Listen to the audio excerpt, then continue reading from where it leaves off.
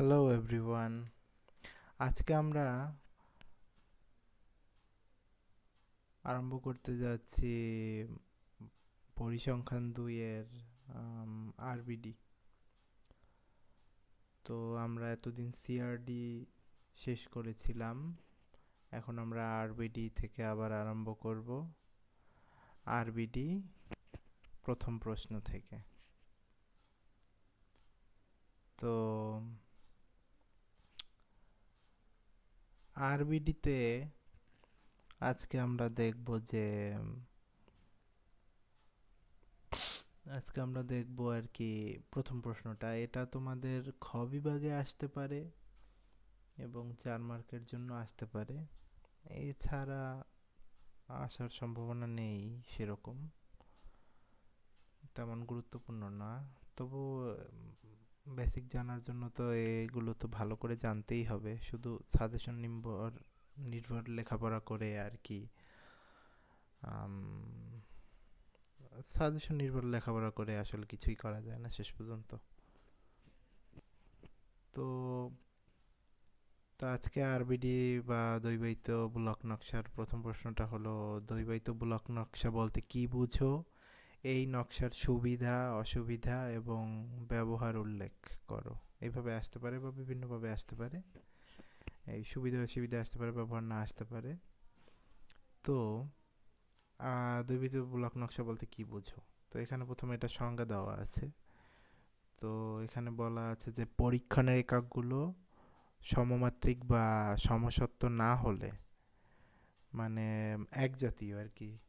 পরীক্ষণের এককগুলোর কথা কি মনে আছে সবার?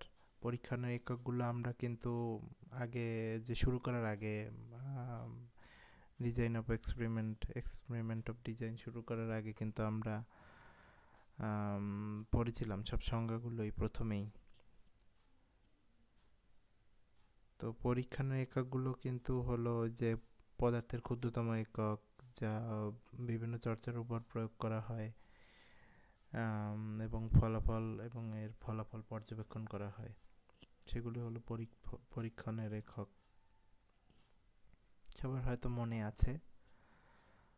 তো সেই পরীক্ষণের এককগুলো যদি সমসত্ব বা সমমাত্রিক হয়, এটা আসলে প্রথম দিকে হলো সম্পূর্ণ হলো আমাদের ব্লকের যে সংজ্ঞাটা ছিল ওইটার একটা এলাবোরেটেড একটা সংজ্ঞা। তো এখানে বলা হয়েছে যে যদি পরীক্ষণের এককগুলো সমমাত্রিক বা সমসত্ব না হয়, সেগুলোকে কতগুলো গ্রুপ বা স্তরে ভাগ করা যায়। মানে ওই ব্লকের মতোই, ব্লকের সংজ্ঞাই এটা আর কি প্রথম দিক থেকে। তো ভাগ করা যায়, কতগুলো গ্রুপ বা স্তর ভাগ করা যায়, যাতে প্রতিটি গ্রুপের এককগুলো মোটামুটি সমসত্ব হয়, ব্লকের মতোই। এই গ্রুপ বা স্তরগুলোকে ব্লক বলে, এই গ্রুপ বা স্তরগুলোকে ব্লক বলা হয়। এখন চর্যার সংজ্ঞা কি মনে আছে সবার? চর্যা জিনিসটা কি? চর্যা ছিল যে যদি কোনো পরীক্ষণে এক জাতীয় যে সব বস্তু বা পদ্ধতির প্রভাব বা পরিমাপ তুলনা করা হয়, সেগুলো হলো চর্যা। তো চর্যাগুলো প্রতিটি ব্লকে দৈবভাবে বন্টন করা হলে যে নকশার উদ্ভব হয় তাকে দৈবায়িত ব্লক নকশা বা র্যান্ডমাইজড ব্লক ডিজাইন, সংক্ষেপে আরবিডি বলে। এই হলো আরবিডি। আরবিডিকে আরবিডি আকারে প্রকাশ করে, অনেক জায়গায় আরসিবিডি আকারে প্রকাশ করে। আরবিডি আমরা সবসময় আরবিডি আকারেই পড়ব। তো এখন সুবিধা, মানে এই ডিজাইন অফ এক্সপেরিমেন্টের সুবিধা, আরবিডি এর সুবিধা হলো এই নকশার ক্ষেত্রে পরীক্ষণের যে 3টি মূলনীতি অনুসরণ করা হয়। বলেটা আবার কেন লিখলাম? পরীক্ষার যে তিন পরীক্ষণের যে 3টি মূলনীতি অনুসরণ করা হয়, পরীক্ষণে পরীক্ষণের মূলনীতি অনুসরণ করা হয় বলে পরীক্ষণের বিশ্বাসযোগ্যতা বৃদ্ধি পায়। মানে পরীক্ষণের মূলনীতি ছিল আমাদের 3টি, মনে আছে? আমরা কিন্তু এটা খুবই একটা গুরুত্বপূর্ণ ছিল, বিষয় ছিল যে পরীক্ষণের মূলনীতি 3টি, যে পুনরায়ন, দৈবায়িতকরণ, তারপর স্থানীয় নিয়ন্ত্রণ। যে পুনরায়নের মধ্যে চর্যার যে পরীক্ষণের এককে একাধিকবার প্রয়োগ করা হয়, তারপর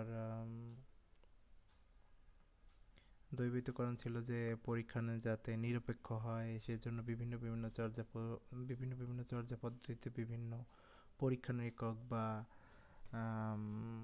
প্লটের উপর প্রয়োগ করে প্রয়োগ করা যে হয় সেটি তো দ্বৈবায়িতকরণ।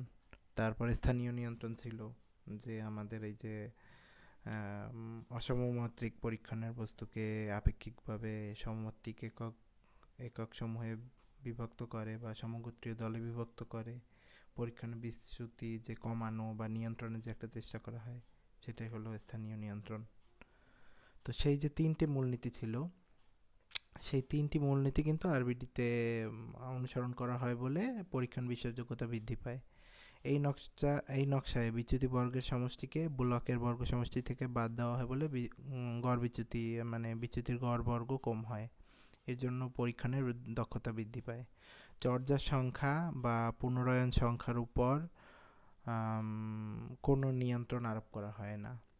তারপর হলো এক বা একবার বা একাধিক তথ্যমান লুপ্ত হলে বিশ্লেষণে কোনো অসুবিধা হয় না। যদি তথ্যমান লুপ্তও থাকে এক বা একাধিকবার, তো তাতে সেরকম একটা কোনো অসুবিধা হয় না। আরবিডি এর উপাত্ত বিশ্লেষণ খুবই সহজ এবং স্বল্প সময়ে সম্পন্ন করা যায়।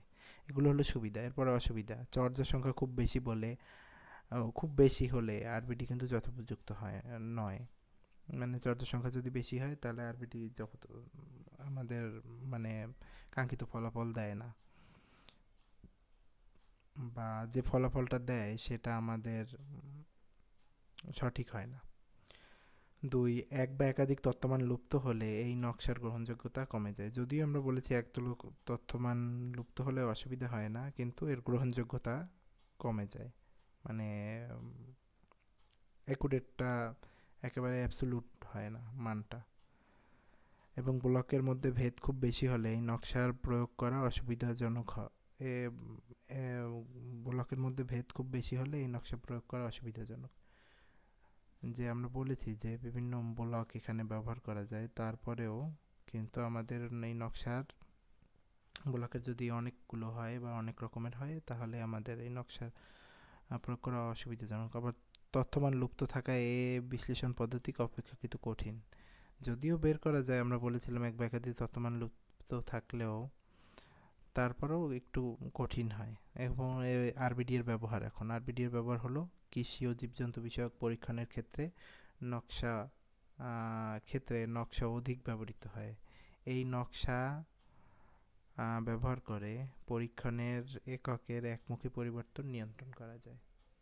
পরীক্ষণ এককের যে একমুখী পরিবর্তন তাকে নিয়ন্ত্রণ করা যায়। এখন আমরা ভিডিওটা একটু বড় হয়ে গেল, যদিও অনেকদিন পর শুরু করলাম আরবিডি, তো সব বিষয়ে একটু বিস্তারিত একটু মনে করিয়ে দিলাম সবাইকে যে চর্যা কি, তারপরে এখানে আর কি বিষয়ে আলোচনা করলাম, পরীক্ষণের 3টি মূলনীতি কি। তো তার জন্য ভিডিওটা আশা করি বড় হয়ে গেল। তো দেখা হচ্ছে পরবর্তী ভিডিওতে।